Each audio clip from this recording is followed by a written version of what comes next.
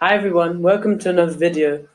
Today, I'm really sorry everyone, but I can't show my actual live face um, because of technical issues and my camera is not seeming to work. However, I'll keep this picture of me. Just take time to look at this picture. This is me when I was 10 years old, and look at all those trophies. Hopefully your kids are like that as well. Um, anyway, let's get into the actual game, and I hope you enjoy it and learn something from it. It's from 2017, which is I think 3 years ago, and it was in July in the British Chess Championships. Let's look at this game. So I was white. I started with the move e4. As you know, I love this move so much. It protects center and it opens up bishop and queen. In the game, she went e6. So the idea is to get the center with this move d5.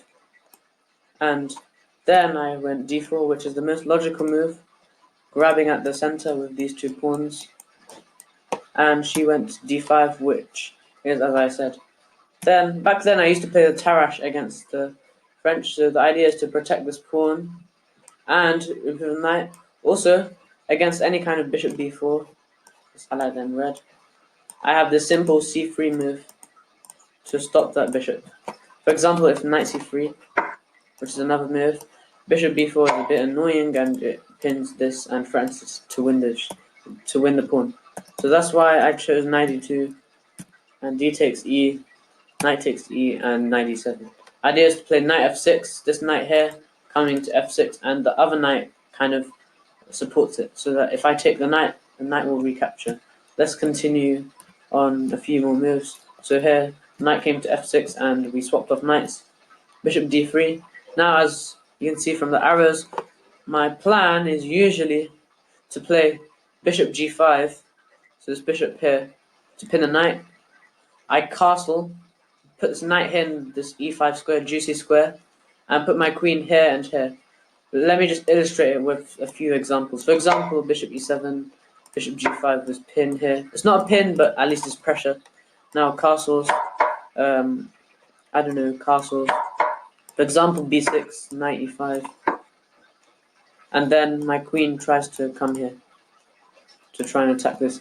If it doesn't work and bishop b7 is played, which protects that square, what I would do is play c3, strengthening the pawn, and then play queen e2, queen e3, queen e3. It's a bit slower, but at least I get an attack afterwards. Let's go back. In this game, something totally different happened. Very different. So bishop d3, she deviated from my idea with c5, which immediately challenges my pawn, and I took because what else is more logical? She recaptured with pressure on f2 because it's weak, because only my king protects it. After bishop g5, which is pin, queen b6 looks like it wins material because it attacks two pawns. However, I said, okay, sure, and I castled. And then h6 was played. If queen takes b2, she got scared after rook b1, queen takes, bishop check, king e7, I guess. And then that king is terrible there. It's not like white's completely winning and has an immediate knockout blow, but it's just that queen is misplaced here. It can easily get back into the game, but still it's very weirdly placed. And I can play c4, disconnecting the queen from the d5 square. Also, I just need to be quick in development. Bishop's, by the way, unprotected, so I can play queen e5 attacking it, for example. And there's this pin here. On top of that, as I said earlier, this king is just, it's lost its right to castle and it's right there in the center. And it can't go back to f8 for safety because my queen checkmates. Anyway, back in the game, to the actual game, h6 was played by her. I took on f6, which is, I would say, a good decision. The idea is to double up these pawns. And let's analyze, if I flip the board, let's analyze black's positives and her negatives. So let's start with the negatives first, because there's a lot I can think of. First is look at these pawns. It's isolated, these doubled. Basically, this pawn majority, 4 versus 3, is crippled because it's not a neat pawn structure. If this pawn here was back there, it would be way better for black, and black would be safe to castle.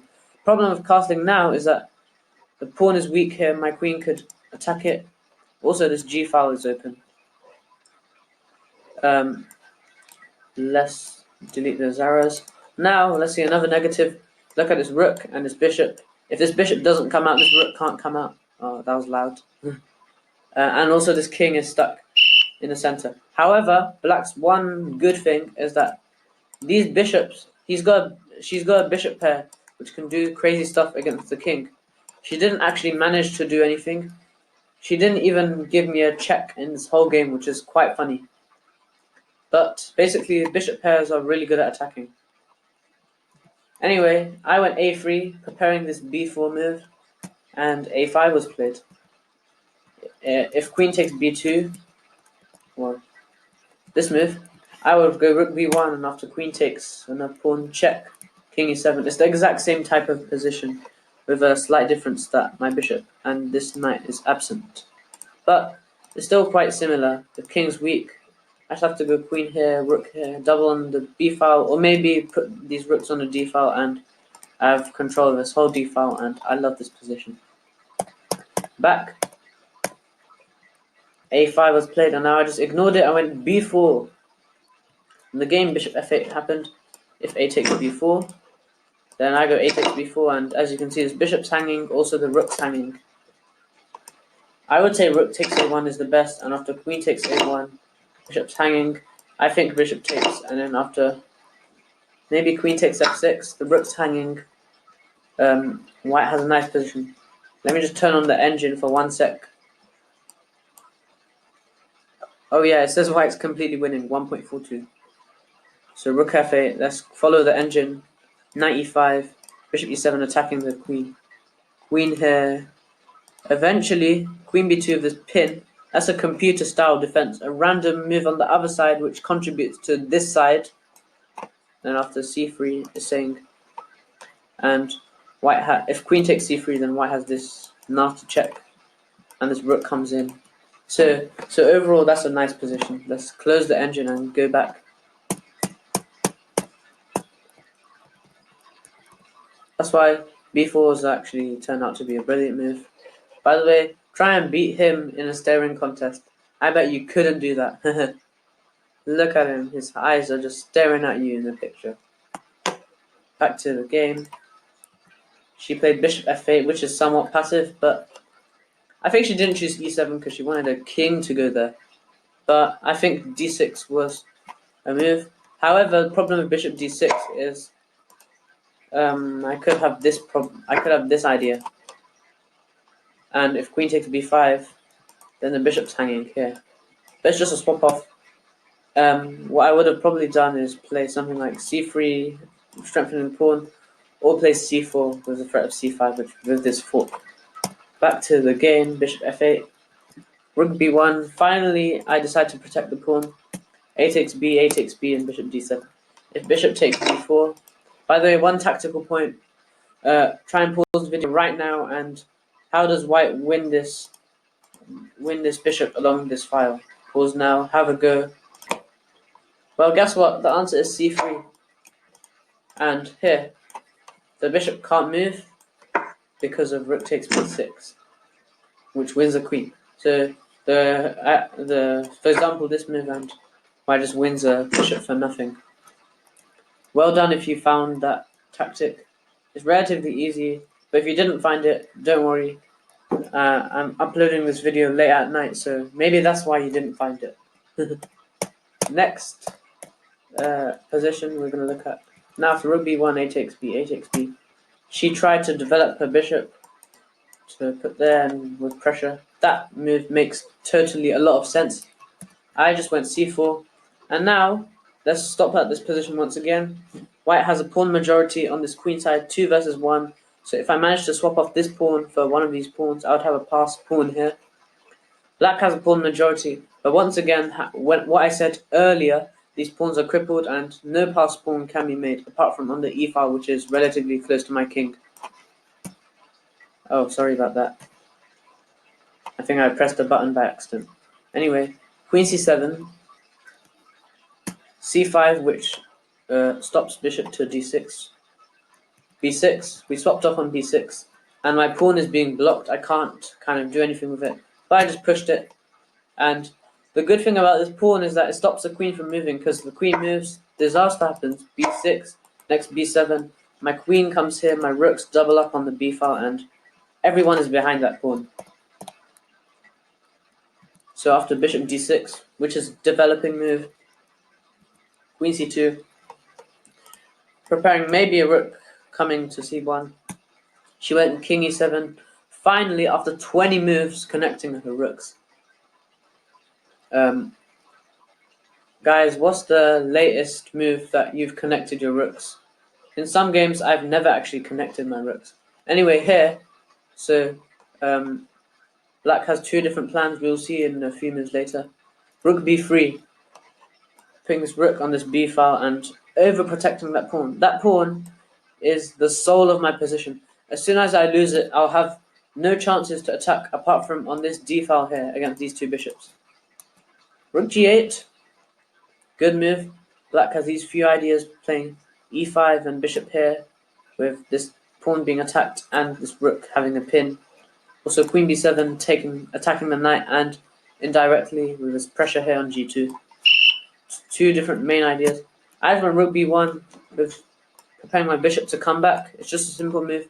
If I have to exit this line and evacuate my king, I can just go king h1 and I'll be safe. Rook a4, and I just went bishop f1, and now black has two different ideas. He can play rook here with pressure here, and rook to g4, which is probably the more direct, aggressive option. She played the more inferior option. I would say I love this for black more. Let's flip the board. Look how cool that position looks. Two rooks against a lone king. Just a few bits of protection. Queen can easily join the attack like this. Bishop pair. This bishop can come and join the attack like that. Same way as the queen. Such a nice looking position for black. However, I would go rook a1, and at least I have some idea of rook coming to a6 and then pushing my pawn up. But let's go back to the game. What actually happened was rook g8 with these two rooks. Dangerous on that file, attacking my queen as a threat. I just put my knight on d2 with some of these ideas, and now rook a2. My queen is on pre. I just put my rook from b3 to b2. Notice here notation it says rook free b2. It doesn't say rook b2, because let's go back. These rooks are both on the b file. So if you just say rook b2, it wouldn't make sense which rook you're putting. That's why we would use this rank here, 3 and this 1. That's a point for those of you who are still learning to notate. By the way, please learn to notate. It's very important in actual tournaments. Back to the game. Rook takes, queen takes, and now let's look at black's position. He has these crippled pawns, which is disgusting, but he does have these ideas, and his king is in the center. Supposed to be a bad thing, but it's good right now because firstly the king is safe. Secondly, in an endgame the king is really close to the center, which is supposed to be a good thing in the endgame. And also on top of that, he has a bishop pair. My bad. So now white has all of these pieces in the game protecting the pawn, and knight can come here with his fork. One brilliant thing that I like about white's position is, look at his whole position. Does he have any obvious weaknesses apart from these two? No, he doesn't. And those two are easily protected by, for example, knight f3 opening up the queen to protect that, and a knight protects that. Back to the game. Bishop e5. Queen is attacked. In real game, if I was a coach and I was teaching a student and my student played knight e4, I would probably hang them on the ceiling after that game. Queen b4 check. Bishop d6. Again, the queen's attacked, but I chose to disregard that and I went knight to c4.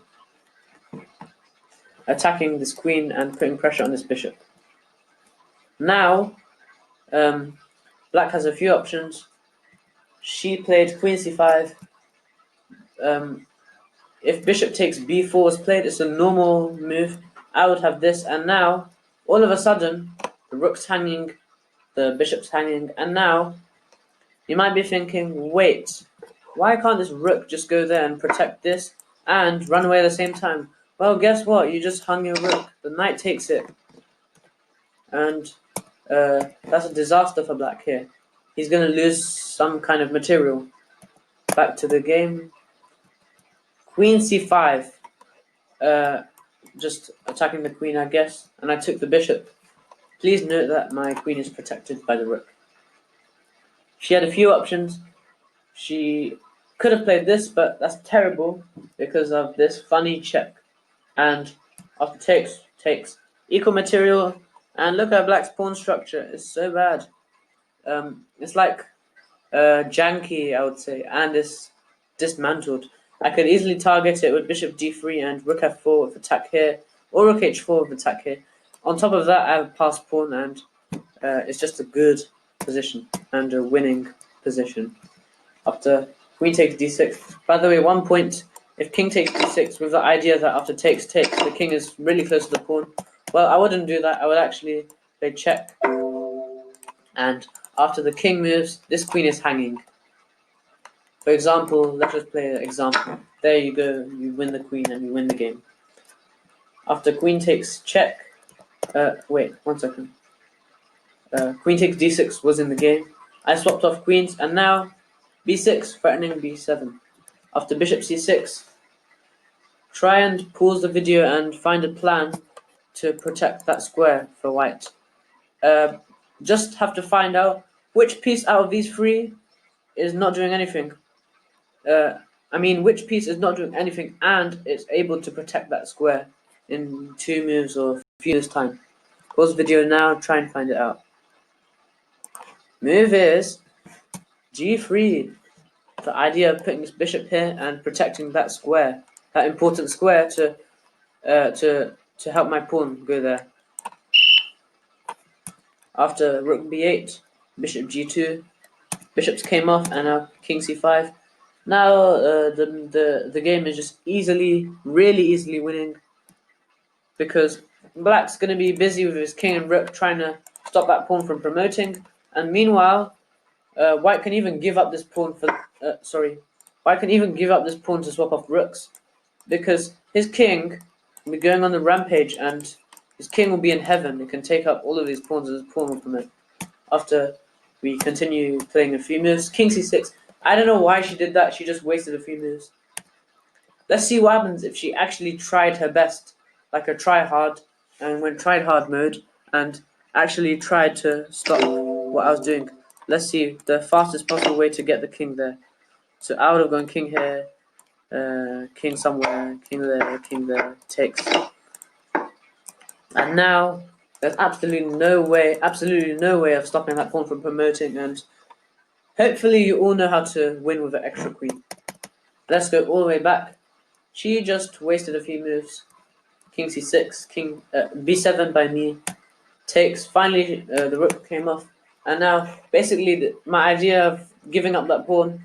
It looks stupid to give up such a brilliant pawn, but I did that because that king is completely out of play. It was basically distracted. Like, say you want to break in somewhere and there's a guard in front of it. You basically want to make that guard absent with something. In this case, the king. And it was distracted, and then the king easily went, and a few moves time, f3 with a waiting move, stopping the king from being annoying. f5, f4 check, king here, h4, king there, and after f6, king e6. Finally, on move 45, she resigned, because after this king moves, I win this pawn. Also, this pawn is close to promotion. It just takes 1, 2, 3, 4 moves. Hope you enjoy that. Have a nice day. Like, subscribe, share this content with everyone if you enjoy it, and have a great day tomorrow. Bye and stay safe.